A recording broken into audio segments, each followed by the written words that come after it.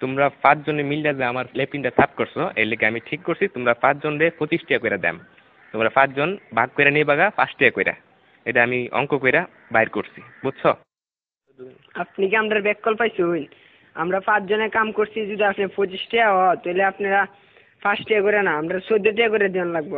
আপনি এটা কিতা কই? না না, ভুল কইতাছো তোমরা, বুঝছি তোমরা অঙ্ক কইরা বুঝাইতে হবে। আয়ো ব্ল্যাকবোর্ড তোমরা দেখাইতাছি। দেখো আমি কি লিখি, এই হইল 25। 25-এ 5 দিয়া ভাগ করলে 5 টাকা থাকে। 25 2 এর মধ্যে যা না, কিন্তু 25-এর মধ্যে যা। 25-এ 5 দিয়া ভাগ করলে থাকে 5। এসব উল্টা পাল্টা ওইসব আপনি কইতে দিচ্ছেন, আমারটা দেখেন আপনি। চাইন আমরা 5, আমরা যদি 25 দিয়ে ভাগ করি তাহলে 5 2 এর ভিতরে জানা জানা তো, কিন্তু 5 আবার 5 এর ভিতরে যা। 5 1 5 তাই 0 কাটতে লামাইলে মানে 2। দেখুন আমরা জানি 4 5 20, তাই 4 এর 5 20, তাই ভাগফল 14, তাই আমরা 14 টাকা করে দিতে হবে।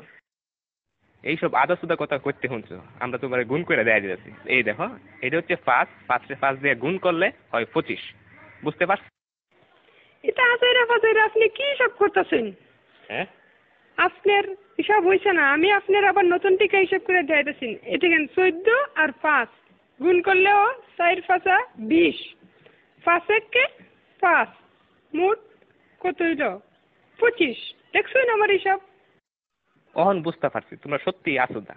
আমরা অঙ্কটা দেখো, 14 14 14 14 5 বার দিছি।